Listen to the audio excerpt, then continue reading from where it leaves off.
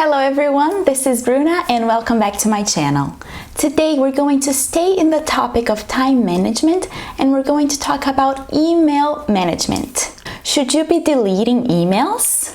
Should you be creating categories and labels for email management? How can we process email in the most efficient way? If you have not yet checked out my previous video about clearing your mind, improving your focus by writing your thoughts down, then go check that one out first. A lot of those same principles apply in managing emails as well. This video is also based and inspired by Dave Cranshaw's course Time Management Fundamentals, which is available on LinkedIn Learning. Your goal with email processing is to get your inbox to zero at least once a week. I used to always try to have zero unread messages, but kept all my read messages still in my inbox. So when I would open my inbox, I would still see all that unnecessary clutter, all those emails that I had already taken care of, but just by looking at them, they were getting in my mind. It was just clutter that had the potential of overwhelming me or distracting me. So you don't really want to have a lot of read emails showing up in your inbox as well. You want to see nothing in your inbox. You want it to be zeroed out. That's how you know everything's being taken care of. And in order to achieve that, you do not need to delete any emails. With computer storage costs going down, it is better not to delete emails when in doubt. The key here is, once you have dealt with that email, you archive it. In addition, there is no need to categorize processed email. I used to create so many labels and so many categories. I would have one for work-related things, one for taxes, one for investing purposes. And while you can feel very organized, creating all these categories, labeling all your email, the truth is, it is very time-consuming and doesn't really bring you any value. Today's search engines have become so powerful that if you need to locate an email from the past, all you need to do is click in the search box, type in your keywords, and the email you're looking for will pop up in the search results. Well, if you're not really using labels and categories to find your email, then why even create them? That is the reason that you only really need one place for all your processed emails to go to, and that's an archive folder. So when you're done with an email, you just archive it. It's out of sight, out of mind, it will not clutter your inbox. You did not lose any time trying to categorize it or label it. And if you ever need to go back to it, you just search for it and you will have it. So do not clutter your inbox with any read emails that you don't need to care about anymore, and do not waste your time categorizing and labeling processed email. Now, okay, you know what your goal is, to have zero emails in your inbox once a week, and you know what you're going to do with all the emails that are processed. You're going to archive them. But how can we manage our time, and how can we tackle each email the most productive way? You will schedule a recurring event with yourself every week or maybe 2 times a week, and this will be the dedicated time that you'll sit down and go through each email that you have and decide what is the next step that you need to take for each one of those emails. And then the same rule that we talked about in the last video also applies here.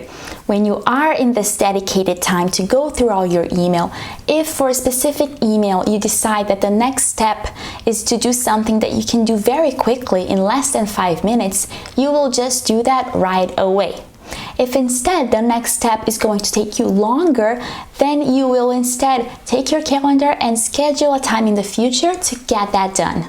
Let's look now at some examples so that you can have an idea of how this processing will happen. Let's say one of the emails that I received is a marketing email, is a company that is sending me an email talking about their products, giving me discount codes to trying to get me to buy them. I scan through the email quickly and I decide that I'm not interested in those offers at the moment. So what is the next step?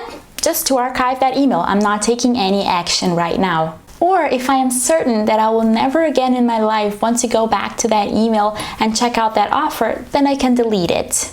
Now let's say I have another email from my mortgage broker asking me to send her an additional document for my application.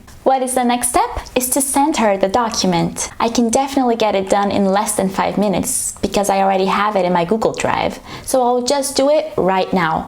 I will reply to her, I will attach the email, I will send it, and then I will archive the email. Now I have another email, and this is an email that I sent myself with a photo of a receipt that I want to save for tax purposes. What is the next step for this email? Is to actually save that document in my Google Drive, and I can definitely do that in less than 5 minutes. So I will do that right away.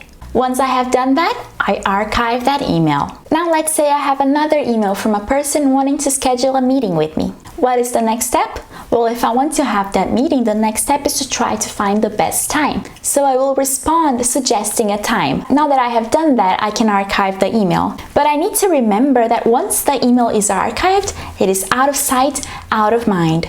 If this is a really important meeting that I really want to have, maybe it's a good idea for me, in addition to answering to that email, also create a reminder for me in a few days to follow up in case I don't get a response. Gmail has recently implemented a new feature that will actually let you know if you send an email and don't receive a reply within 4, 5, 6, 7 days. They will make that email pop up in your inbox again with a question asking if you want to follow up. So this can help you a lot in remembering to follow up and to continue conversations. But if you do not want to just rely on Gmail for that reminder, it might also be a good idea for you to schedule it in your own calendar. Let's say I'm attending an online course and I receive an email reminding me of a new assignment that I have to get done for that course. I estimate that this assignment should take me about 3 hours to complete. 3 hours is definitely a lot more than 5 minutes, so I need to schedule some time in my calendar to get this done. I keep in mind the deadline and my current commitments, and I schedule a time to get this done. Once it is scheduled, I'm done with that email. So the next step for this email was to schedule a time to get it done.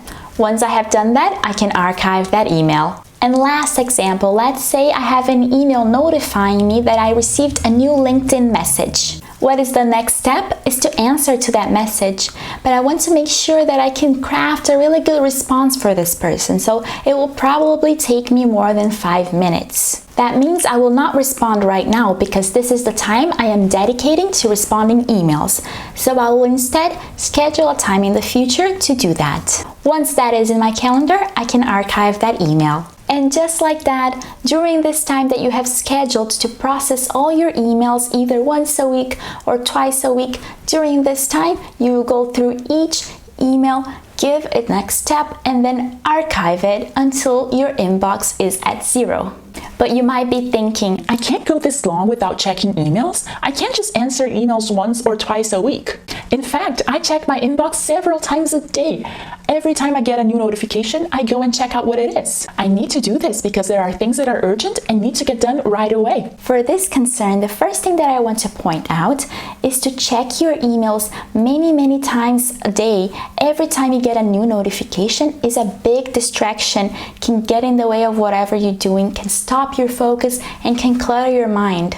But it is true that we receive very high priority emails that we have to take care right away. It might not be feasible for you to only open your email during that time once a week or 2 times a week that you scheduled for that. So my advice here is for you to create the habit of checking your email 2 times or maybe 3 times a day in specific times. For example, 1 time when you wake up and 1 time in the evening, or maybe 1 time midday as well. Commit yourself to taking 10 to 15 minutes to just scan through all your messages, just screen your messages to try to find if there is anything that is urgent, anything that needs your immediate attention. If there is something urgent, you might want to take these 10-15 minutes to take care of it, or you might want to schedule a time to get this done very soon. But for anything that can wait, you will not fall into the temptation of answering those emails during that time. In order for you to be very productive and use your time in the most efficient way, it is better to group all your emails and process them together during that time that you have scheduled for that. So for the messages that can wait, make them wait. Just deal with the high priority ones and just do this quick screening 2 times a day, maximum 3 times a day. And only only open your email and do this screening during the allocated time that you have decided for it, either 10 minutes in the morning, in the evening, whatever you have decided. But avoid going back to your email several times a day, which can cause anxiety and is the last productive way for you to go about it. If you enjoyed this video, please give it a like and consider subscribing to the channel. If you are interested in improving your emails and professional writing, check out my course, Business Writing Improve Your Emails Instantly, which I will have linked in the description down below. Thank you once again, and until next time.